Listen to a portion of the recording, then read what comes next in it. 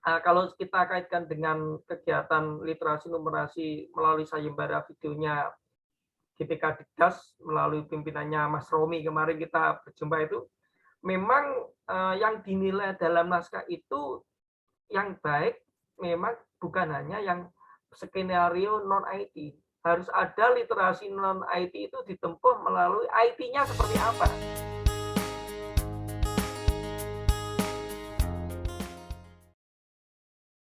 Halo para pecinta, penggemar, dan pemirsa suwanto.id.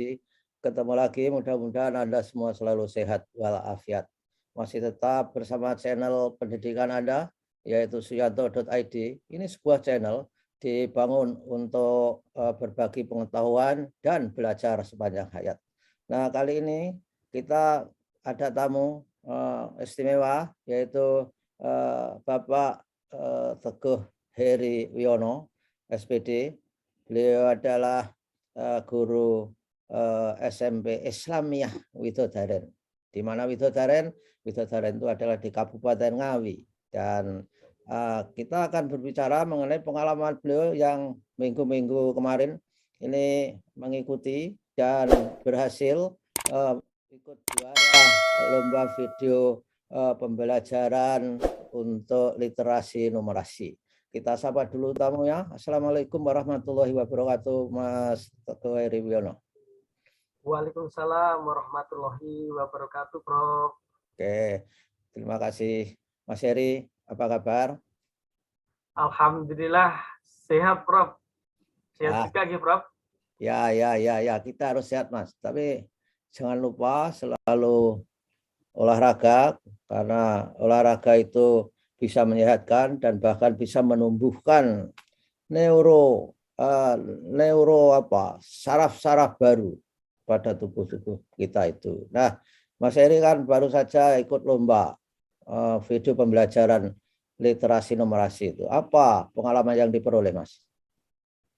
Ya, sangat luar biasa sekali, Prof, pengalaman dari kegiatan yang diselenggarakan Kemdikbudristek. Yang pertama, tentu kita bisa mengeksplor pengalaman kita sebagai guru untuk menunjukkan atau memberikan sharing ke guru lain tentang bagaimana pembelajaran literasi dan numerasi. Yang kedua, mendapatkan berbagai materi sharing dari peserta yang lain, yang finalisnya itu ada 10, Prof. Ya. Untuk setiap kategori, yaitu literasi SD 10, literasi SMP 10, dan 10 guru untuk numerasi tingkat SD dan 10 guru untuk numerasi SMP. Dan yang ketiga, efonya sangat kenceng sekali, Prof. Maksudnya di tengah situasi pandemi ini, ternyata tema yang diambil Kemdikbudristek ini sangat brilian menurut saya. Ya.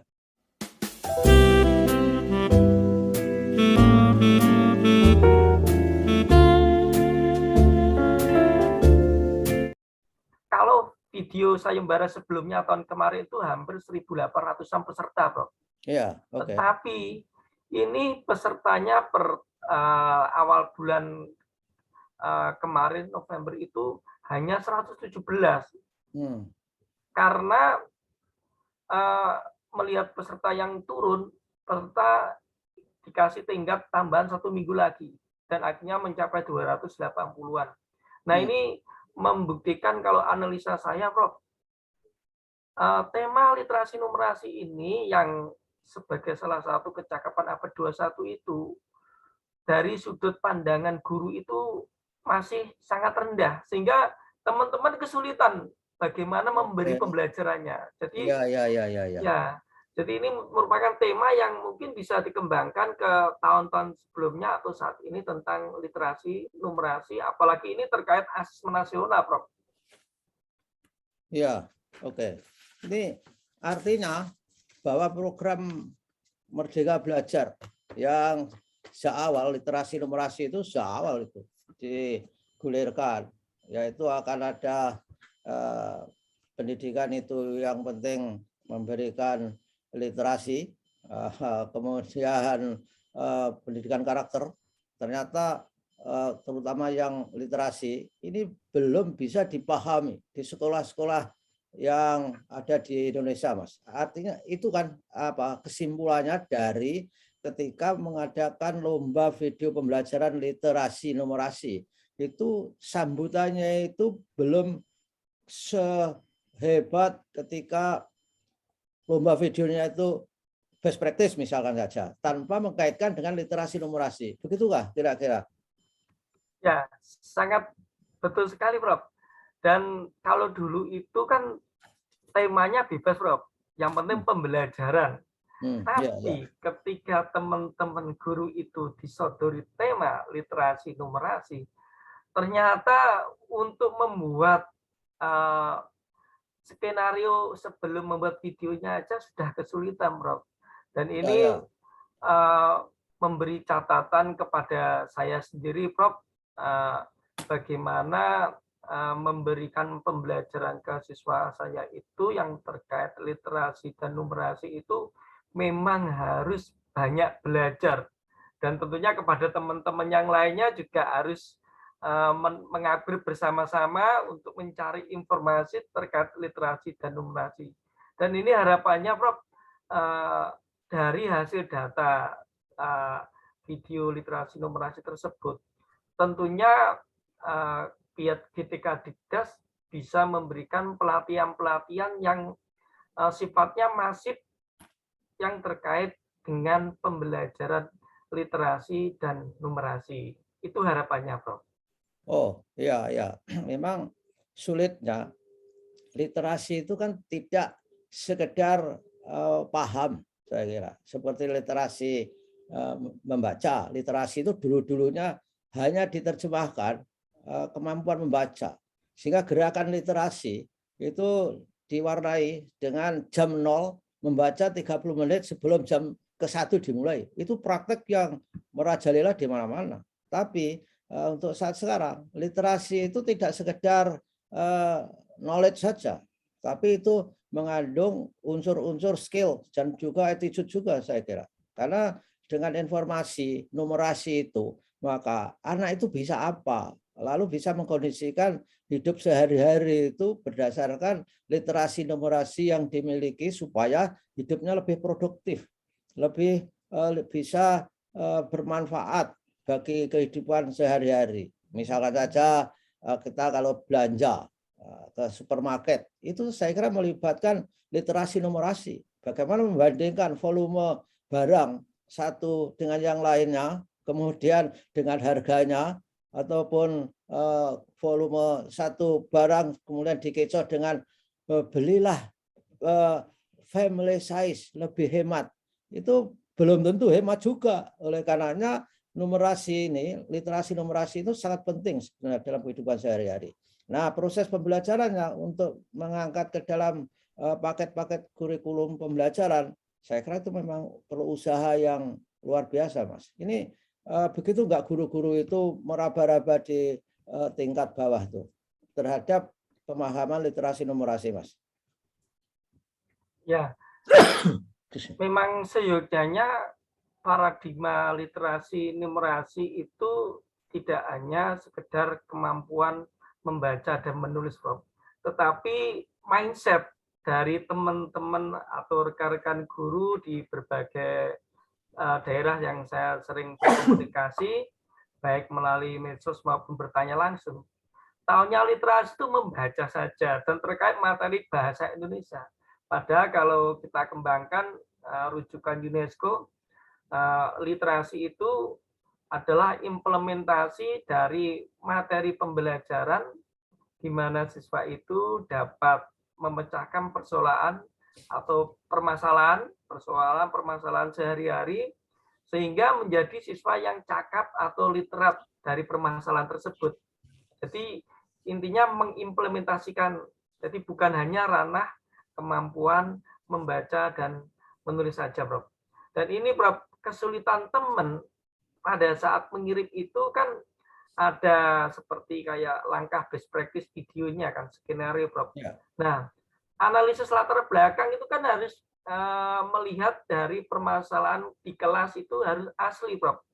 Nah, Ya, kalau paradigma dari teman guru untuk mengkonsep literasi aja masih bingung, bagaimana melihat permasalahan literasi atau numerasi yang ada di materi pembelajaran siswa. Jadi untuk mengemasnya ya guru harus paham yang pertama konsep dari literasi numerasi itu apa, kemudian dari konsep itu kita tautkan hubungannya dengan permasalahan di kelas untuk kita buat video pembelajaran ini. ya, ya, ya, ya. Saya kira akhirnya metode problem based learning itu saya kira sangat menantang terhadap literasi numerasi di dalam pembelajaran sehari-hari, sehingga siswa itu diberikan diekspos kepada seperti kasus-kasus yang itu melibatkan bagaimana memanfaatkan kemampuan numerasi mereka di dalam memecahkan permasalahan yang dihadapi seperti yang Mas Heri katakan tadi, sesuai dengan rujukan di UNESCO misalnya. Ya, ini sekolah-sekolah itu dalam rangka untuk memahami literasi numerasi itu ada nggak, Mas? Usaha-usaha untuk belajar bareng atau dari kementerian itu guru sengaja didatangkan atau didatangi, diberi brief, diberi training mengenai bentuk-bentuk literasi yang dimaksudkan literasi numerasi itu. Gimana prakteknya saat ini? Nah, untuk saat ini sebenarnya dari Kemdikbud itu kalau tidak salah ada yang namanya gerakan literasi sekolah, Prof ya. Di mana dulu ada lagi program yang namanya 2018 itu PKP. Itu mengenal ada literasi numerasi, literasi digital, ya, literasi sains dan sebagainya. Tapi mungkin karena program tersebut euforianya kena angin, Prof. Program yang bagus ya, literasi sudah digaungkan ternyata walaupun sampai ke bawah tidak begitu menyerap dari aspirasi pemahaman. Dan yang kedua tentunya kalau tiap-tiap sekolah itu mempunyai kebijakan sendiri-sendiri, tetapi alangkah baiknya membuat namanya taman bacaan atau ada istilah itu setaka, sekolah taman pustaka seperti itu, atau pojok baca sekolah. Ya, itu kan bisa menumbuhkan mitigasi dari literasi itu benar-benar diterapkan. Dan yang kedua perlu yang namanya pembiasaan, Prof. Ya, ini sebenarnya pembiasaan termasuk gerakan literasi sekolah di awal pembelajaran itu membaca senyap misalnya 3 sampai 4 menit. Tapi yang kebiasaan yang bagus itu ternyata bukannya hilang ya, mungkin perlu kita tingkatkan lah untuk memberikan kebiasaannya. Begitu, Prof, saya rasa, Prof. Ya, Mas, karena kebiasaan dalam teori pendidikan karakter itu, kalau kita mau memberikan kebiasaan-kebiasaan yang berbasis karakter, itu memang harus dihabituasi paling enggak 21 kali, Mas. Dan kalau untuk mengoreksi kebiasaan jelek diganti dengan yang baru, ini habituasinya paling tidak 100 kali. Jadi kalau sekolah tidak memiliki konsistensi atau istiqomah dalam bidang pembudayaan literasi itu enggak bakal terjadi. Jadi dibikin dulu 10 kali itu dihabituasikan. 21, maaf. 21 kali atau 20 itu dihabituasikan. Setelah terbiasa akan menjadi bagian dari kebiasaan mereka dan akan menjadi budaya dalam diri siswa secara individu maupun secara kolektif. Dan mungkin literasi numerasi itu dianggap bahwa itu merupakan tugasnya guru matematika saja mungkin, atau guru IPA atau apa itu. Enggak tahu bahwa literasi itu bisa seperti mirip-mirip pendidikan karakter, bisa diintegrasikan ke banyak hal mata pelajaran. Bahasa Indonesia pun juga bisa. Bacaannya itu adalah menyangkut literasi numerasi dalam level yang tentu saja lebih rendah dibandingkan dengan literasi numerasi yang ada di mata pelajaran matematika dan sebagainya. Ada nggak upaya dan pemahaman usaha seperti itu di sekolah-sekolah, Mas, kira-kira?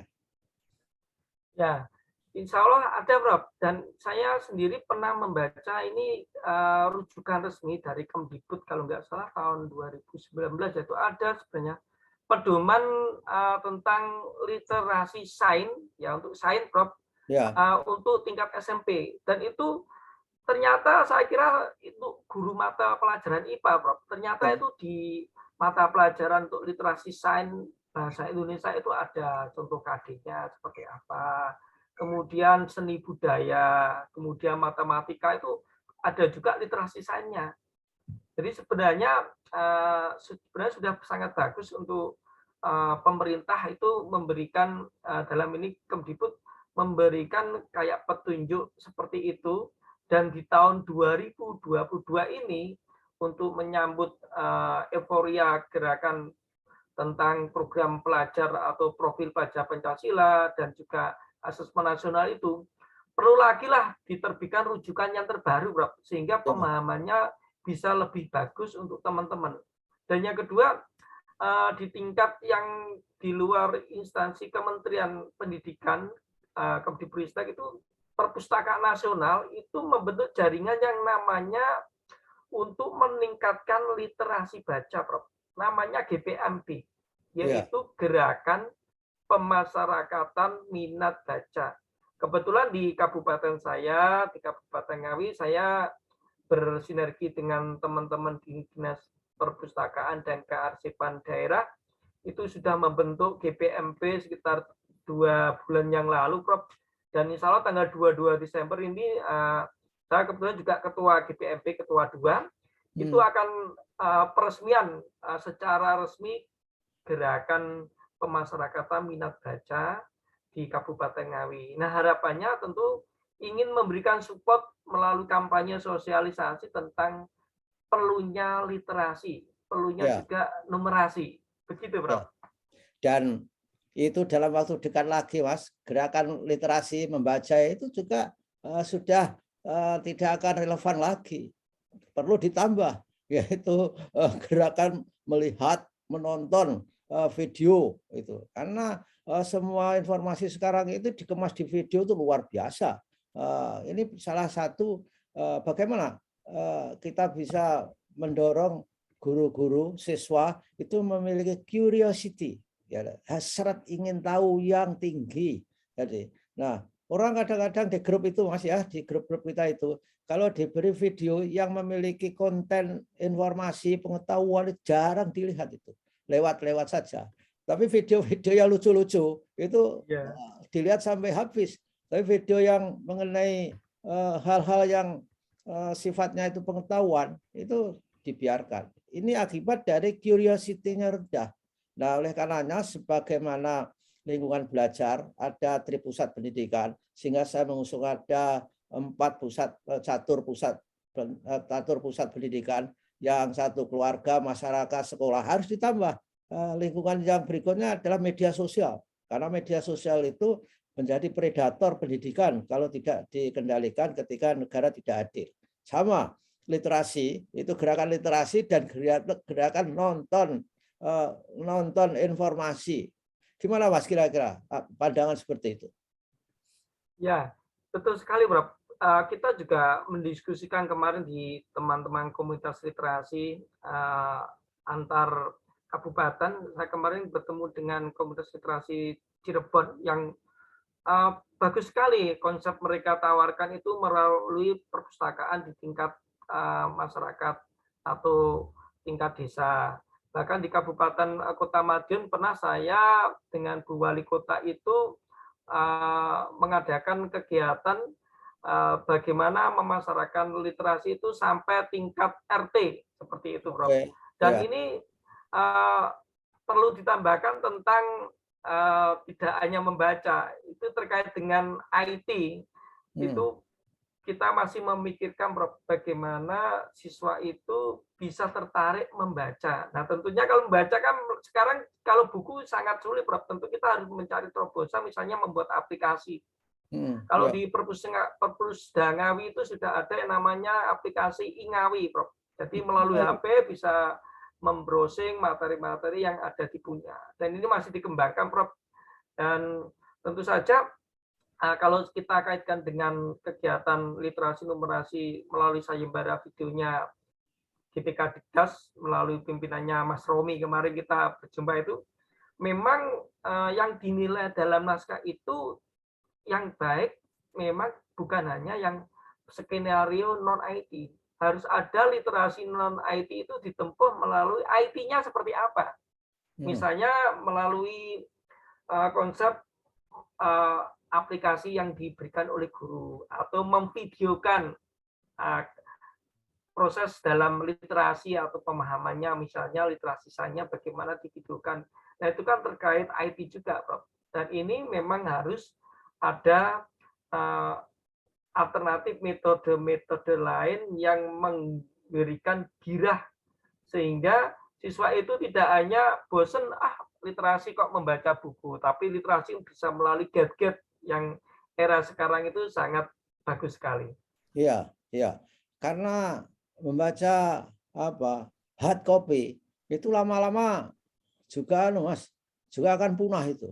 Coba lihat koran-koran itu sekarang pelanggannya itu tinggal sepertiga, Mas. Koran-koran itu. Dan korannya pun isinya itu tinggal sedikit gitu. Jadi halamannya juga semakin sedikit.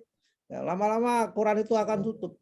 Sehingga kemasan-kemasan baru adalah melalui e-paper dan itu tentu saja dibarengi dengan video-video melalui video pengetahuan, berita dan sebagainya. Itu lebih disenangi orang karena video itu, Mas, kalau informasinya ada, kita setel sambil merem juga bisa. Tapi kalau baca kan harus melek dan itu tidak relaxing. Jadi saya kira gerakan mencari pengetahuan lewat video, belajar sepanjang hayat itu sangat penting.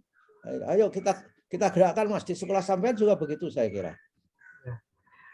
Ini juga ada pengalaman, Prof. Saya pernah menulis artikel di suatu media massa. Harusnya kan mendapat oplah. Nah, akhirnya kita barter. Saya ngasih beli korannya, kasih paket. Karena apa? Di agennya itu ternyata untuk menjual koran bingung.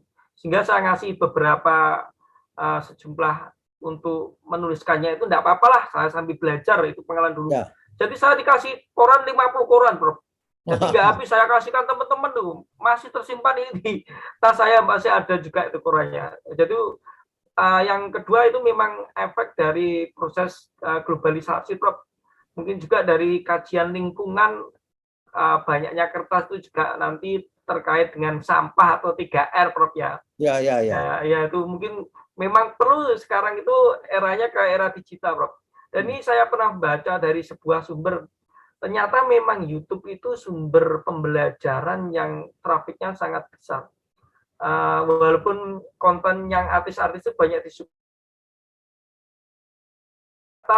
Satu hari itu sudah tercapai sekitar 1 miliar konten pembelajaran yang diakses di seluruh dunia itu satu hari 1 miliar. Iya. Dari 1 miliar itu, ternyata secara saya cari referensi, berita yang menggembirakannya, ternyata 70% itu milenial mengakses dari 1 miliar itu, Bro. Nah, tapi saya membayangkan ini kalau kelasnya artis bagaimana nilainya lebih besar. Iya. Iya, seperti itu, Bro.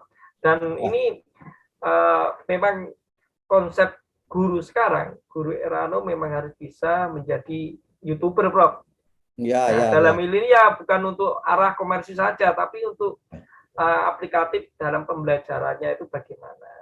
Iya, wong sekarang TV saja juga masuk YouTube gimana? Jadi memang luar biasa. Jadi orang-orang yang tadinya tidak mempunyai pengetahuan itu bisa cari pengetahuan di YouTube karena itu memenuhi 3 syarat penting dalam pendidikan masa depan, Mas. YouTube itu ya tidak YouTube saja, pokoknya konten berbentuk video. Hanya saja YouTube sekarang adalah yang dominan, merupakan leader di dalam kemasan informasi video. Ya itu ke depan itu pendidikan itu harus fleksibel, artinya bisa diakses. Maksud saya pendidikan dan pembelajaran itu diakses secara fleksibel. YouTube kan bisa diakses di mana saja, di sofa, di tempat tidur sambil masak. Yang kedua, terintegrasi satu sama lain. Ya, di YouTube bisa kita mengintegrasikan apa saja. Dan ketiga itu adalah customize atau individualize. Jadi harus memenuhi prinsip informasi itu bisa terindividualisasi. Artinya sesuai dengan keinginan orang yang mencari. Nah, itu memenuhi syarat. Kalau di video itu orang bisa milih-milih, mau pilih ustadz seperti apa, mau pilih ilmu apa, ada semua. Tapi kalau TV kan nggak bisa milih kita yang mengendalikan TV itu. Saya kira ini pantas untuk digerakkan, Mas. Intinya adalah curiosity. Itu adalah kemampuan yang di abad 21 di revolusi industri 4.0 yang harus ada pada siswa dan guru. Saya kira itu. Nah, gimana caranya? Gimana IG bisa nggak berbuat di situ, Mas? Insya Allah, Rob, untuk kegiatan yang dilaksanakan kita adalah untuk mengupdate dalam bidang hal kompetensi terkait dengan mungkin peningkatan kompetensi guru bidang misalnya angka kredit dalam bentuk KPI. Untuk program IG Ngawi sudah membuat namanya jurnal Dijatama itu, Prof. Dan ini karena mungkin masih terkendala pandemi, untuk kegiatan secara masif belum begitu karena kan terkait dengan izin dan protokol, Prof. Tapi insya Allah kita juga ada pertemuan, Prof. Minggu depan itu, alhamdulillah dapat bantuan dari Provinsi Jawa Timur 300 juta, Prof. itu untuk melatih guru se-Jawa Timur. Tapi karena pandemi, karena sekitar 38 kabupaten kota, akhirnya kita bagi menjadi zona 1, 2, dan 3. Per zona sekitar 9 atau 10 kabupaten kota, nanti per kabupaten ada jatah kuota 8. Kalau kayak Ngawi kan IG-nya agak besar, kuotanya bisa 14, Prof. Nah, nanti selama 2 hari itu akomodasi dan lain-lainnya dilaksanakan dari dana hibah tersebut, Prof. Dan yang terkait dengan era digitalisasi untuk YouTube, memang sepakat sekali, Prof. Tidak hanya televisi saja yang merambah ke YouTube. Tukang syuting di kelas desa saja sekarang punya channel YouTube, Prof. Untuk melihat campur sari, musik-musiknya live itu. Iya, Prof. Memang seperti itu, memang era sekarang. Dan ini saya juga pernah melihat di channel yang unik, Prof. Itu cuma channelnya namanya Kok Bisa. Karena Kok Bisa itu sudah diakses berapa tuh, ada jutaan lebih itu. Itu videonya hanya 3 menit, 2 menit, 3 menit. Isinya itu pertanyaan, misalnya ayam sama telur duluan mana, nanti dibuat pembukanya, kemudian dibuat animasinya, jawabannya seperti ini. Kemudian malam hari air pasang itu bagaimana pengaruhnya? Ya, pertanyaan kok bisa, kemudian mencari referensi dari berbagai sumber, dikemas oleh timnya itu sekitar 2-3 menit. Ya, nonton tuh banyak sekali, Prof. Ya. Karena itu memenuhi syarat individualize, customize, sesuai dengan kebutuhan orang yang nonton. Jadi tidak seperti prinsip makanan yang nasi kotak, nasi rames kotak, itu kan dibagikan kepada semua orang, menunya sama. Nggak peduli orang penyakitnya apakah kolesterol, diabetes, jantung, diberi menu yang sama. Tapi kalau prasmanan seperti YouTube itu kan kita bisa memilih menu-menu yang sesuai dengan keinginan kita. Oke lah, baiklah Mas Heri, saya kira kita sudah ngobrol panjang lebar, mudah-mudahan menginspirasi. Selamat, sampean sudah hebat di sayembara video pembelajaran literasi numerasi di tingkat nasional. Mudah-mudahan diikuti guru-guru yang lain. Dan saudara-saudara, para pendengar Suyanto, para pemirsa suyanto.id, jangan lupa subscribe supaya Anda selalu mendapatkan video baru dari Mas Heri Teguh Wiono ini, dan juga video baru dari channel pendidikan suyanto.id. Terima kasih Mas Heri atas kebersamaannya dengan suyanto.id. Wassalamualaikum. Waalaikumsalam warahmatullahi wabarakatuh. Terima kasih. Terima kasih.